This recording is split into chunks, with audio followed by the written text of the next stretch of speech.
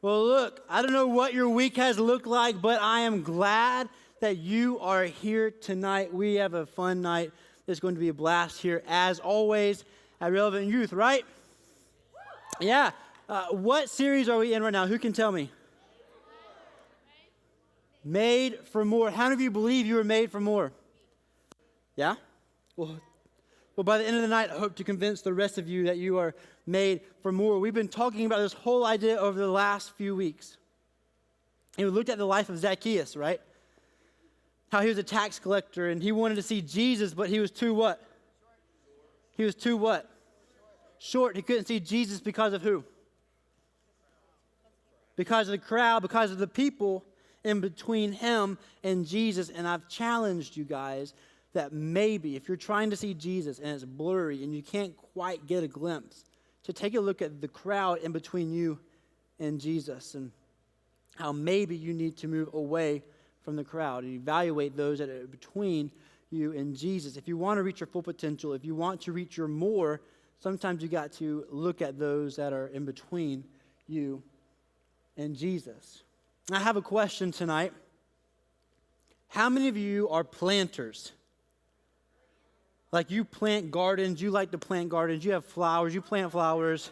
Any of you, a few of you guys are planters, you enjoy planting. How many of you guys are terrible at planting and you kill everything you try to plant? Oh, there we go. I am one of you. I am one of you. So I am not a planter.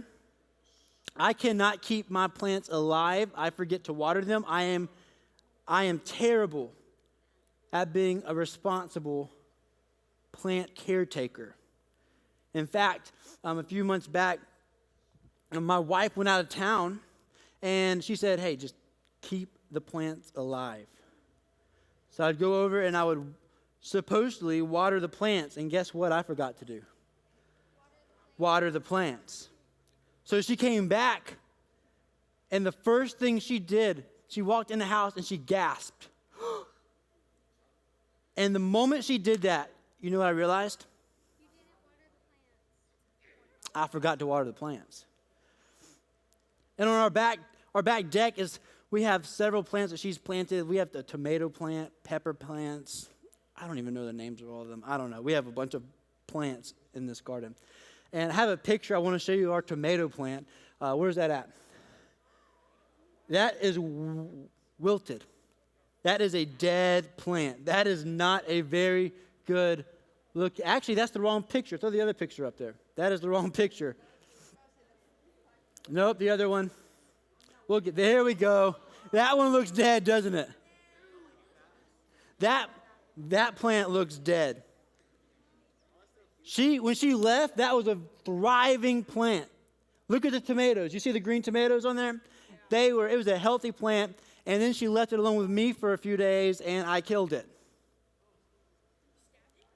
I didn't stab it. No, I just didn't give it the nutrients it needed. I didn't give it water. It wasn't treated the way it should have been treated. And so in that moment, you know what I'm thinking? I'm the worst husband in the world. I just killed my wife's garden. And I thought to myself, this is terrible. We've been growing this thing for quite a while, and it's dead. It's probably not going to produce any more tomatoes. It's done, right? I'm pretty bummed. I thought it had produced everything it was going to produce. I had even considered trashing it. Like maybe we just need to throw it away because it's done. But my wife was like, what if it had a little more left in it? What if it's not completely done? What if there's some more left in that? What if it could produce some more tomatoes? What if they just had a little more left? So what she did is she took very careful care of this thing, and she watered it and made sure it was in direct sunlight, and not overnight, but over a span of a couple of weeks, this thing is almost back to normal. Now you can show that picture. There's a spoiler alert, and I didn't let you guys know. That's where it's at today. Is that perfect? You think that's perfect? You need to get your eyes checked. It's not perfect, but it's what? It's better than it was before. Zoom in on that for me real quick. Look at those tomatoes. Isn't that incredible? It's not a caterpillar. Where?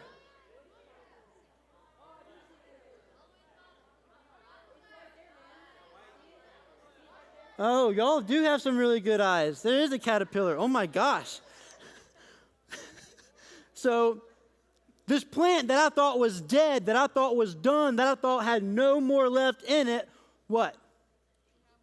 Had a little more left in it. See, when you take the proper steps to give this plant the right nutrients, over time, a dying plant can begin to move towards its full potential, right? It can begin to move towards its more. It can begin to produce more, can't it? I think the same is true about you and me.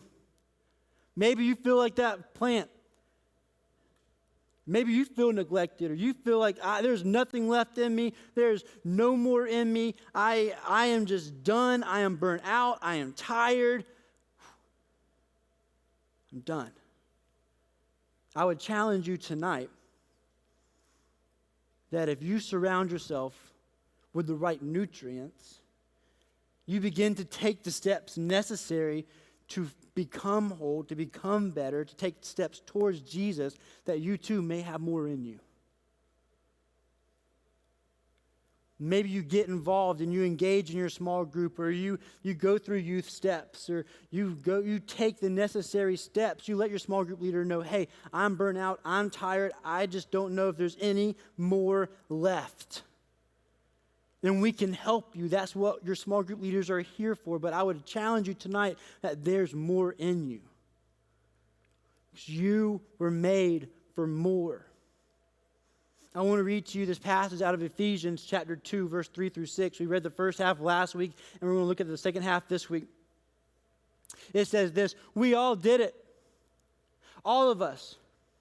Doing what we felt like doing when we felt like doing it. All of us, you, me, all in the same boat. It's a wonder that God didn't lose his temper and do away with a whole lot of us. Instead, look at your neighbor and say instead. No, look at your neighbor and say instead. Instead, immense in mercy and with an incredible love, God embraced us. God took our sin-dead lives and made us alive in Christ. He did all of this on his own with no help from us, with no help from you, with no help from me. Then he picked us up. How many of you feel like you need to pick me up? You're just down. I just need to pick me up. God picked us up and set us down in the highest heaven in company with Jesus, our Messiah. I want to unpack that for a second.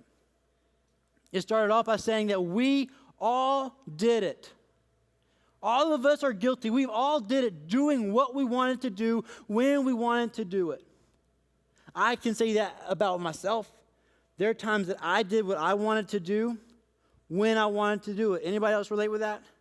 You say, I did what I wanted when I wanted. And sometimes what I wanted wasn't what God wanted, and I did things my way.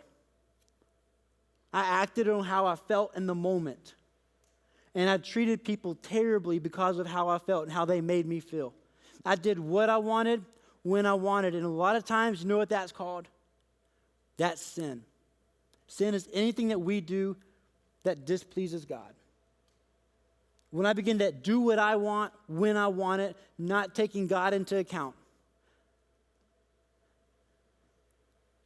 that's what I did.